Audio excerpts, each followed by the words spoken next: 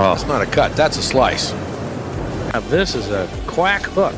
Oh, Short wow. and into the right rough, headed to the trees. Oh my God, it's a shank. He decided to re-tee. That's a shank. Oh, man.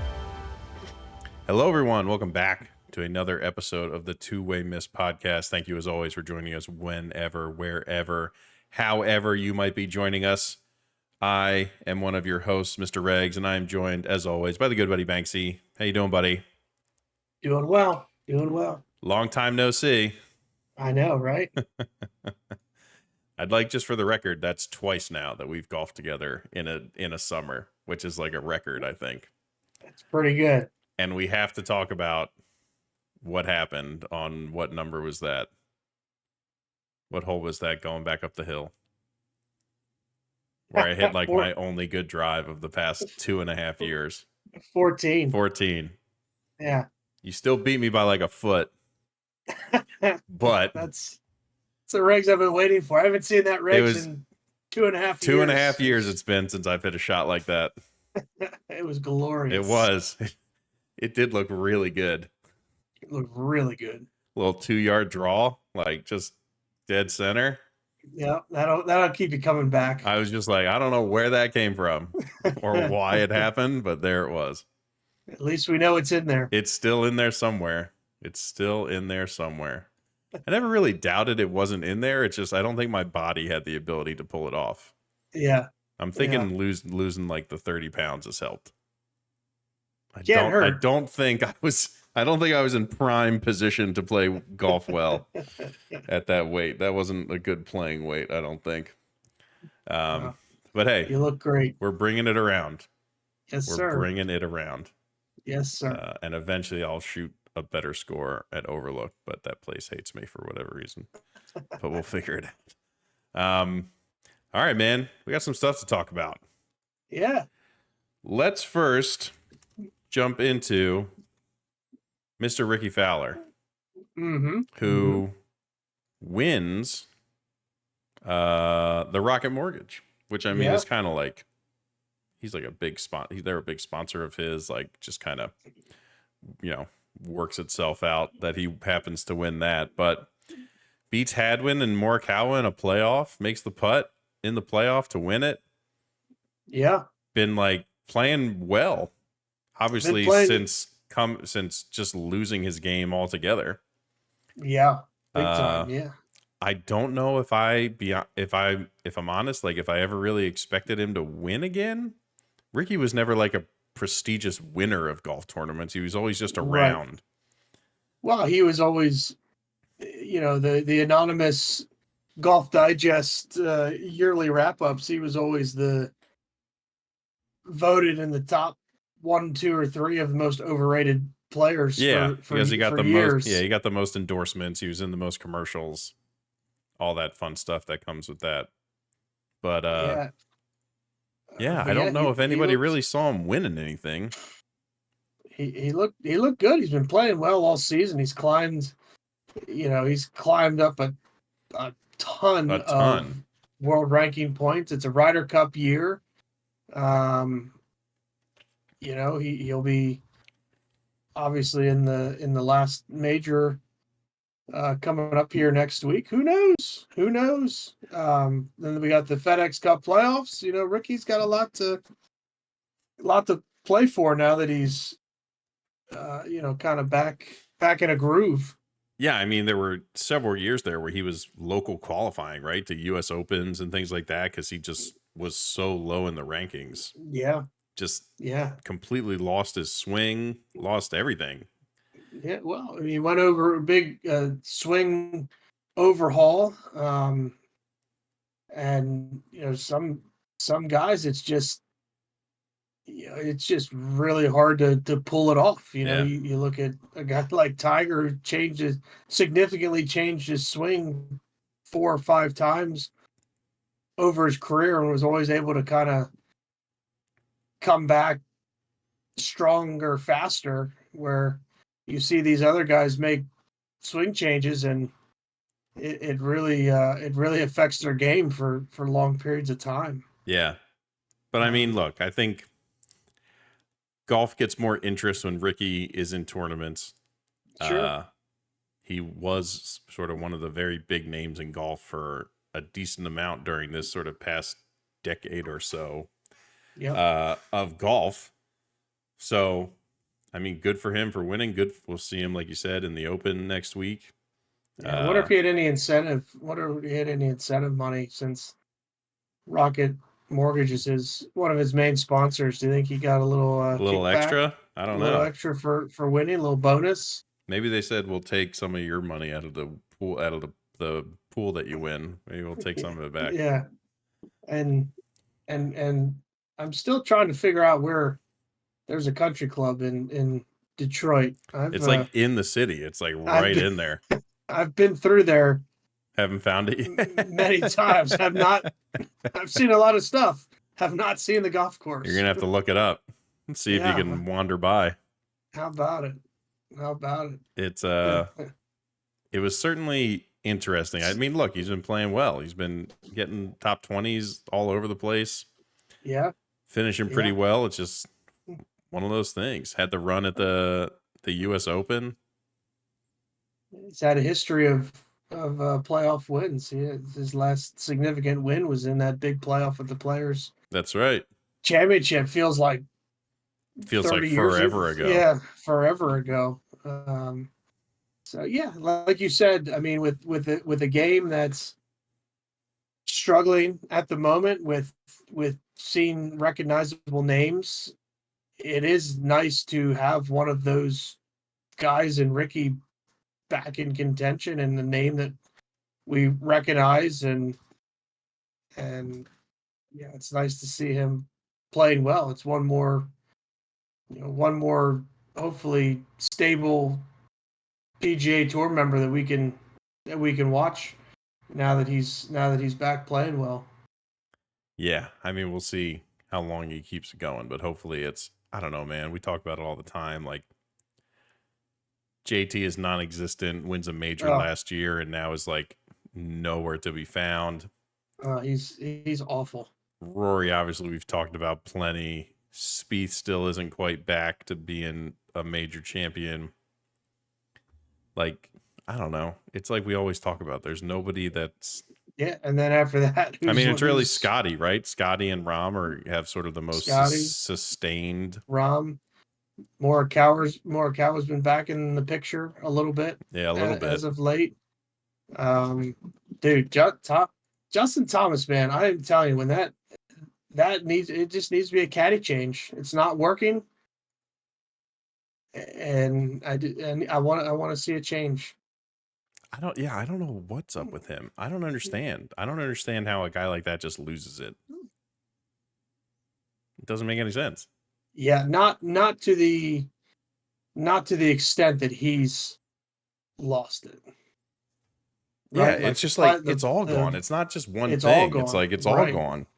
Right. Yeah, driving went first, and now we're kind of like, he was always a phenomenal wedge player and a pretty good putter, and putts aren't going in.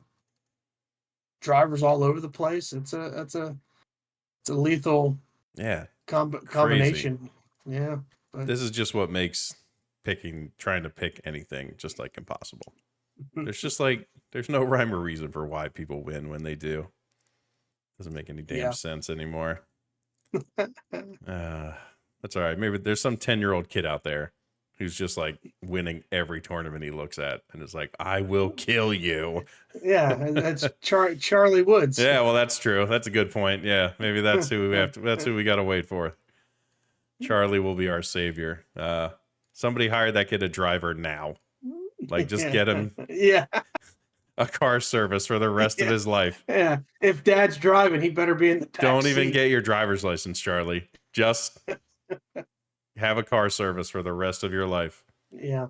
If you ever listen to this is our only advice to you, kid. Don't be like Dad and get in the car when you shouldn't. Oh man. All right. We're not going to take it over there. We're not going to take it down that road today. But all right. The other kind of big thing that's happened since we last talked is I don't know if it's a big thing. It's more of a big, like, sort of public thing. The Senate committee for something or other, who the hell knows, but some fairly significant permanent committee that the Senate has called, representatives from LIV and the PGA Tour to ask them questions about this framework agreement that's been put together that will bring the Saudi Arabian PIF fund into a major American sport as a very large minority investor. So in listening to the podcast about this and reading articles, things like that, there's really not much that the Senate can do. Like, this committee doesn't have power to like knock this deal down or anything like that. Apparently these committees are put together to sort of drive public interest. So just maybe to sway public opinion one way or the other.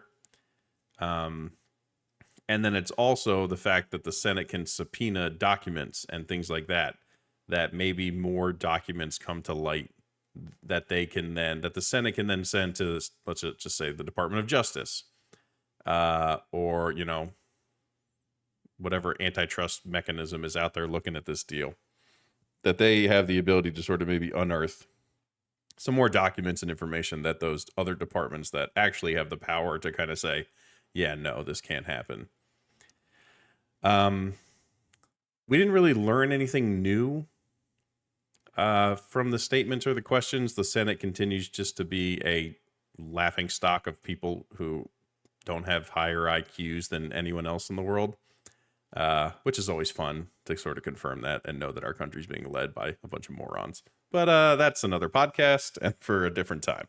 But they asked a lot of questions. A lot of the answers were just like, look, this is like, we don't know. This is a framework. Like, we still have to decide all these things. It's like, right. And then when they said they didn't know, they asked again. Yeah. And then when they said they didn't know, they asked again. Yeah. It was a 3-hour, meeting, conference, yeah. And whatever. Then other people brought up topics that had nothing to do with what they were talking about. It was just a chance for them to talk. It was just their chance to hear their own voice. Yep. Which is fun. I love me some. Right. The one guy, he was a younger guy, and I don't know, but he must have asked what seemed like a 10-minute question. Yeah. And then where you're not really sure if a question was asked. Oh, my gosh. It's just like at the end, you're like, did you ask a question? It was like, that was your manifesto of whatever you've been thinking about for the last couple of weeks that you just tried to turn into a question. And it took like 10 minutes for you to say your piece. And so I think the big things to come out of this, at least in my opinion, is some of the documents that came out show sort of the back and forth between the PGA Tour and Yasser and other LIV executives about how they were trying to set up, this new co that they're calling it, what sort of conditions and veto powers that the PIF is looking to have in decisions that happen, and how much the PGA Tour is just kind of being like, no, we control this. And like, this is how this has to work. Also, the funny thing is that a whole memo was sent to Jimmy Dunn about, we don't want Jay Monahan having both of these roles because it's a huge conflict of interest, which is true. And also, I think if Jay Monahan was like sitting in that seat, he would have melted into a puddle. So they kind of dodged the bullet there for the time being. But I think of more interest was the sort of email back and forth and the memo changes, and like people are like tracking changes on Word docs to like see, all right, on this date, the PGA Tour revised this, and then the PIF sent back this. And then they're just going through to learn a little bit more about like the back and forth that happened between the two groups. But the framework is still a thing. Nothing new has been decided or figured out. Yeah, they stopped suing each other. Yeah, right? that was the only goal of this. Where nobody's hemorrhaging money through lawsuits at the moment. Well, from the Saudi side, it was the fact that a judge had ruled that they could subpoena Yasser and force him to appear in court and sit for depositions. They were going to try and avoid that at all costs. And for the PGA Tour, it was, I'm sure things would be unearthed in discovery that they wouldn't want being public. And also they couldn't keep up the legal fees to fight these kind of legal battles. And obviously the PIF could spend money all day, every day and be just fine. So each had their own sort of incentives to stop the lawsuits. The PGA Tour probably more so than, LIV and the PIF. Mm-hmm. I think you just have to come out of this being like, Jay's not in a great spot. Regardless of him not speaking at these things, like nobody, and then a big SI article came out today with Spieth and Xander and Scotty sort of answering some questions about Jay specifically and how they don't trust him and how they were left in the dark and like, I wouldn't trust him either. right. All these things that aren't like groundbreaking discoveries, but they're saying them publicly for kind of the first time. And like, look, we're kind of just still in the same boat. We have no idea if this, like an actual deal will ever go through. There was obviously a lot of back and forth to just get the framework worked out. Yeah. And I think the fact that the PGA Tour has as much power as they do in this new co and still the PGA Tour, if this didn't go through, it would be a much bigger hit for the PGA Tour than it would for LIV and the Saudis. And I think there was the consensus of the senators that were present was, we don't want you to do this. Yeah. And which is fine to say, but I just have a feeling money, show me the money. It's gonna happen in some capacity. So No Laying Up had Senator Ron Johnson, who's the head of this committee, on their podcast. And he essentially said, like, look, it's very difficult to get into, like, the USA deals with Saudi Arabia. We probably do a lot. The US as a whole does a lot of things that they probably shouldn't be doing with a government, with a foreign government like that, who has the, humanitarian history, of the things that they do to people. Like, but they do. And so it's a big, like, it's a bigger geopolitical issue than it is just about golf. I think the bigger things were that they wanted to sort of shed light on the fact that this will be the first sort of American sports institution to allow a foreign entity to become a major investor in it. Mm-hmm. So they wanted to shed light on that fact that, like, this isn't a thing that has had to happen for how many years that we've had American sports. And they're sort of afraid of that precedent. And then the other thing was around the antitrust. He kind of said, like, look, sports has generally had an exemption to monopoly laws and antitrust laws, because in order to have the best competition, you kind of need one place that the best players play. That's how you get the best competition. All the best players are in the same place all the time. That's how it works. But because of what golf might look like and all those things, they wanted to ask questions about, shed some light on some different things. And I think ultimately they just wanted to, there were some senators who just wanted to stick it to the PGA Tour for, like, shoving the 9/11 families under the bus. There are some that generally dislike Saudi Arabia and haven't agreed with any policies to deal with them, and they wanted their 3 minutes to say that out loud.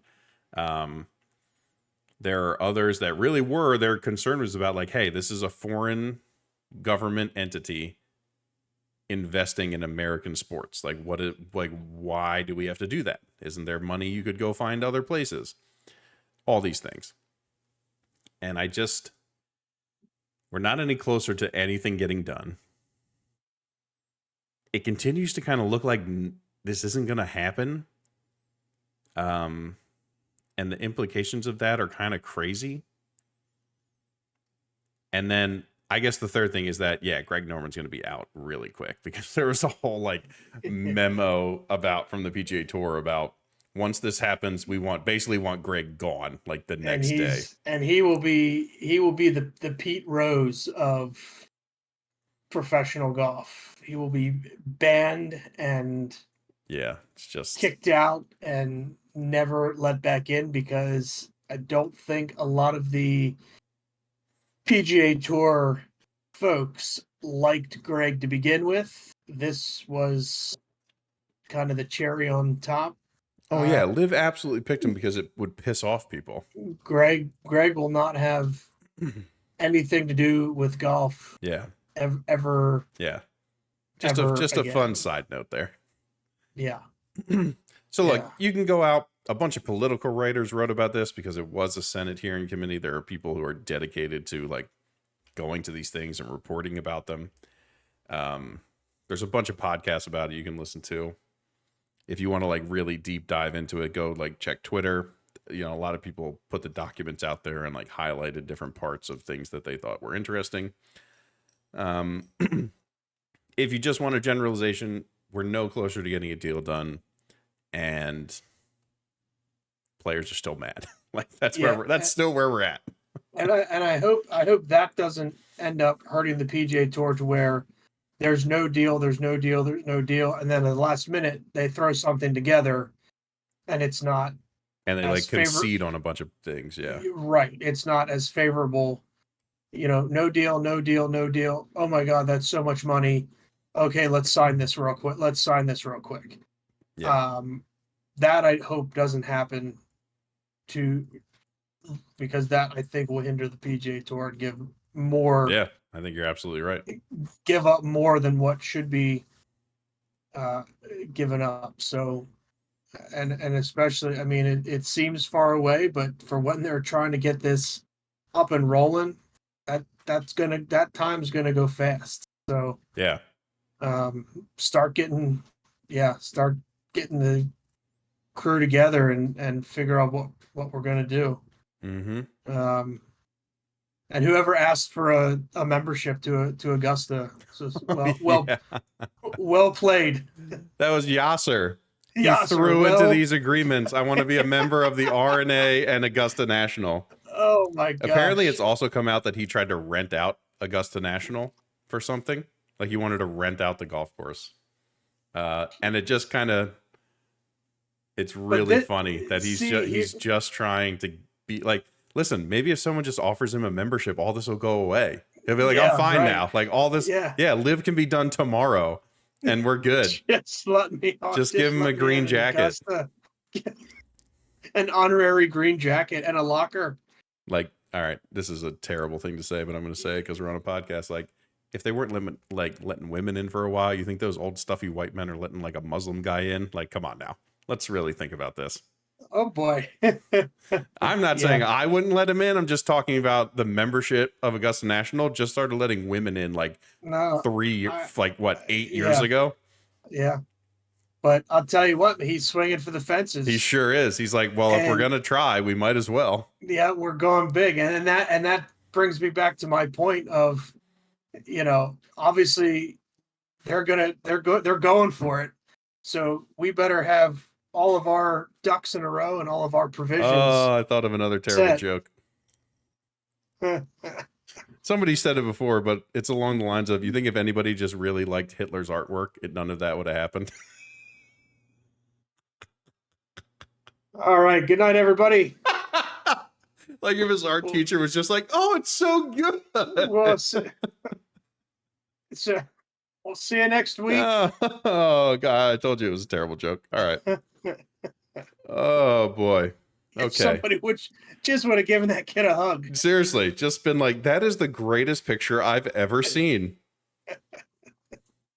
Listen, Oh, man. These are the things that sometimes you think about. All right. Listen, if more stuff keeps happening with this, we'll let you know. Apparently, Yasser and Jay both were sort of called to come to this thing, and they cited scheduling conflicts and got out of it. So Jay handed in his doctor's note. Yeah, yeah. to him. Who knows if anything else will come of this? You know, again, the Senate can't really do anything. This is just sort of to make some things public and give people, senators a chance to talk about nonsense. But this is going to fixate people, though. So that anything that's done not publicly or behind closed doors, all that's going to do is create insane speculation. You might as well just leave the doors open so everybody can hear anything, because you get it rolling with this in the first place with cameras and all that shit.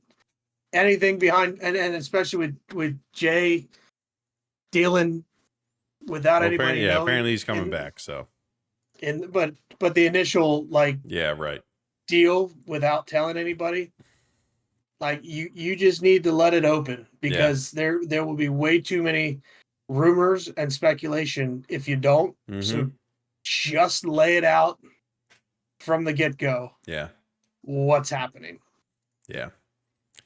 Listen, we'll continue to talk about any new things that happen. If any, other people end up in a hearing, we'll talk about it, but that's where we're at for right now. All right, let's talk about something fun. Yeah, let's talk about golf. All right. So a lot of the big boys are over in Scotland for the Scottish Open this week at the Renaissance Club, which I think has hosted an Open not that long ago. Really? Yeah. Apparently Xander is the defending champion. Couldn't have guessed that if you'd given me a lot of chances. So, but look, I'm just going to run through some names for you, and we'll kind of look at the odds here. I think we'll just talk about this, what we think maybe a win here does for anybody's sort of chances next week. But it's always cool when these guys go over to Scotland, because that's a bucket list trip for us, is to get over there and just play as much golf as humanly possible. So we'll get there. We're going to do it. We are. I have the connection. I play with you got the guy who plans these things, right? Plans these things. And there's another guy that I actually play golf with, who's originally from Scotland. Ooh, so he's got all the hookups. All the hookups. All right. Yep. So one of these days. This is going to happen sooner rather than later.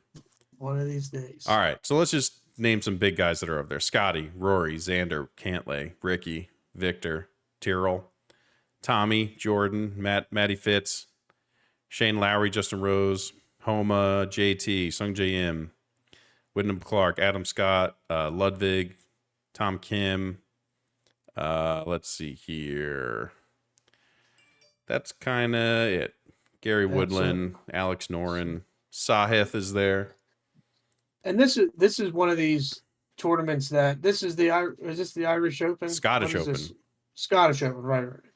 And this is one that famously, before all these guys started going over there playing in this, Phil would always go over early. Yeah. And play this. There'd always be a handful of them, but there has definitely been more and more guys going over there. And obviously Phil can't be there right this week, but he was kind of one of the guys that was there every single year. Now you've seen more and more trickle over to play in this. So that's a great list that you just. It is a good list.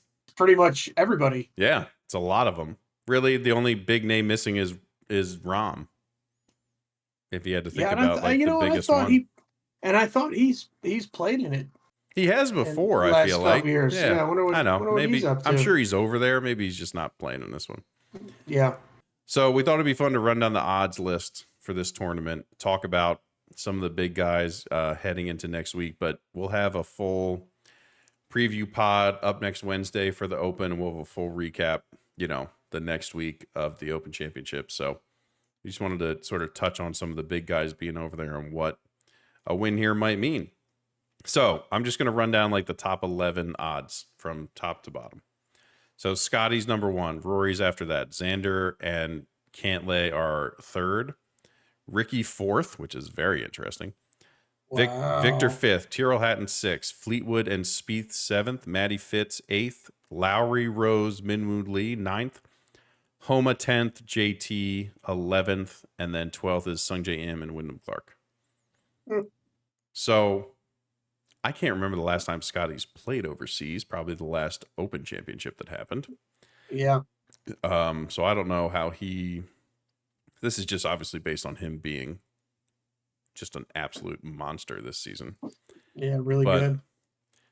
I mean, any of these guys stick out as someone that if they won this thing, you'd have a different mindset about them going into next week?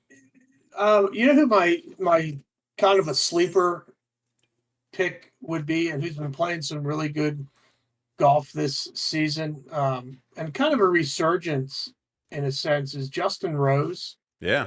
I'll be interested to see what he does this week, and then going into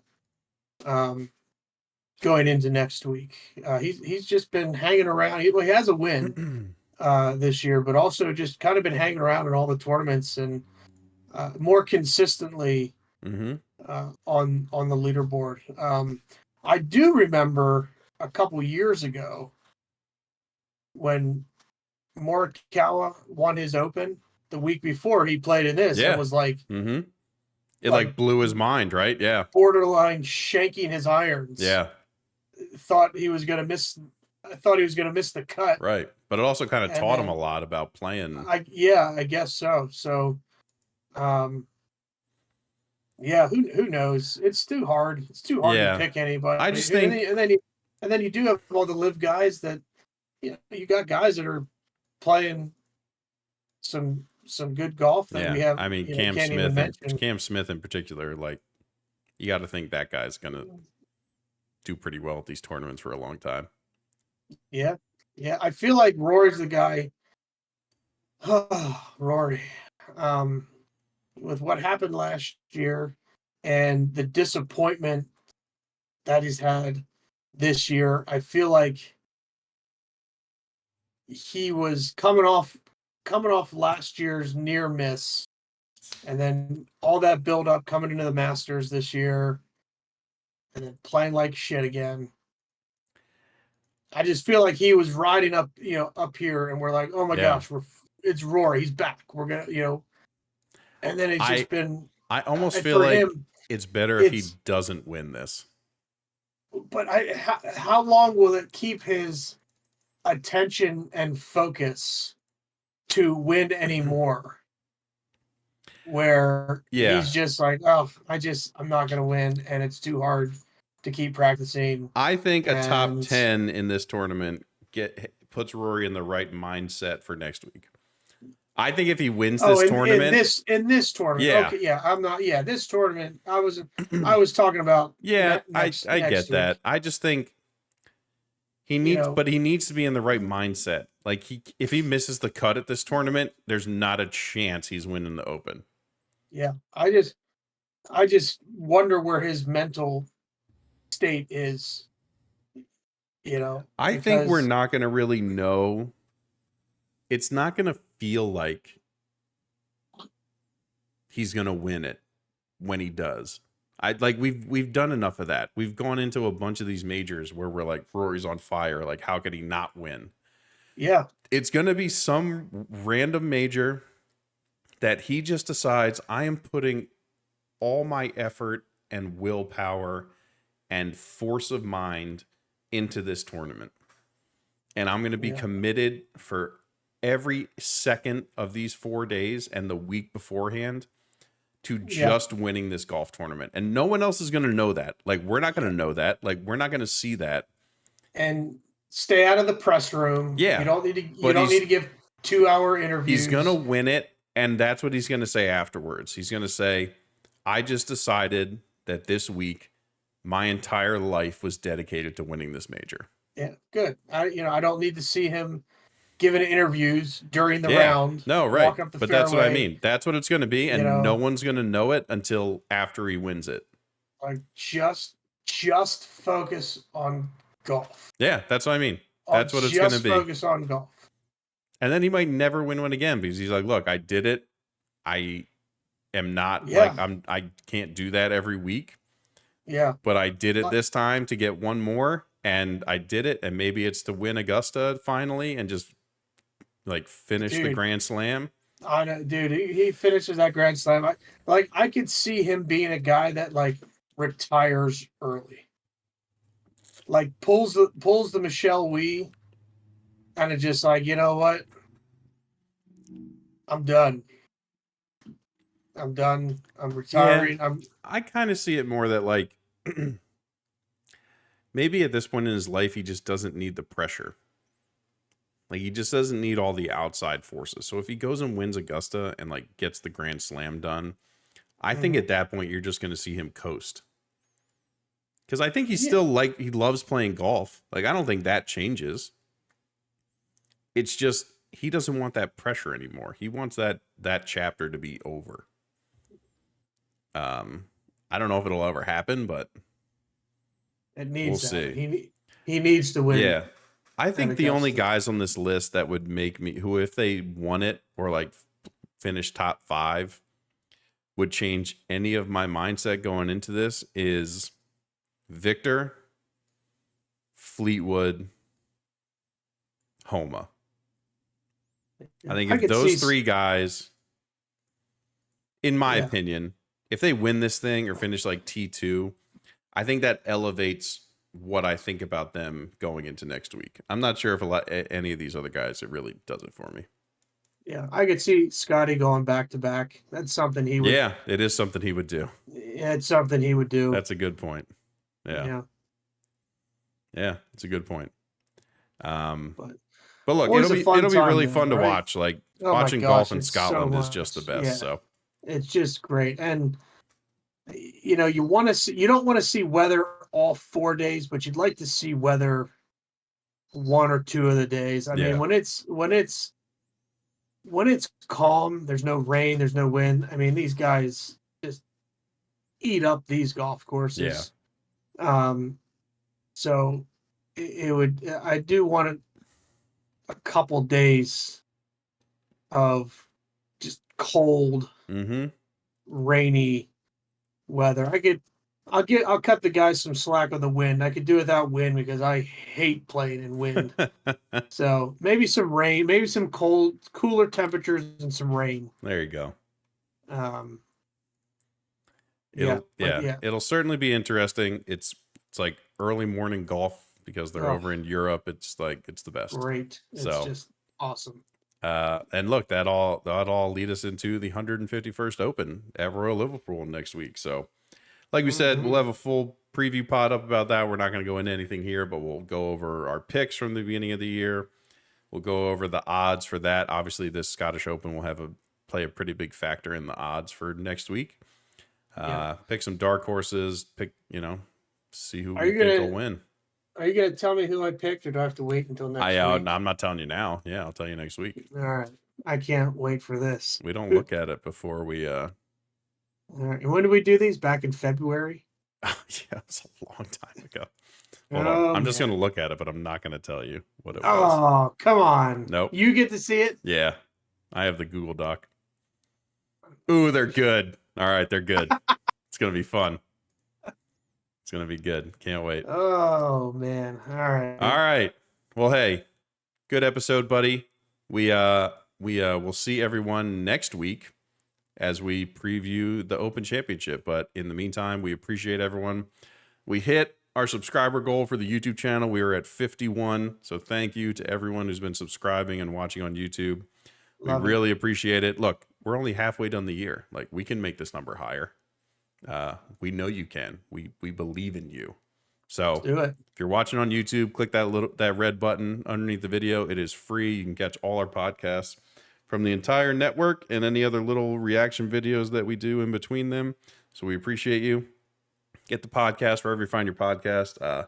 Leave a like on the podcast, subscribe to the podcast, leave a rating. The ratings really help. If anybody's looking for golf podcasts, we'll pop up more and more the more and more ratings we have. So appreciate you all jumping on there.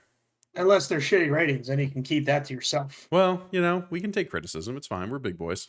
Can we? All right. I think so. Maybe you can. I can. It'll be fine. I won't show it to you if it's bad.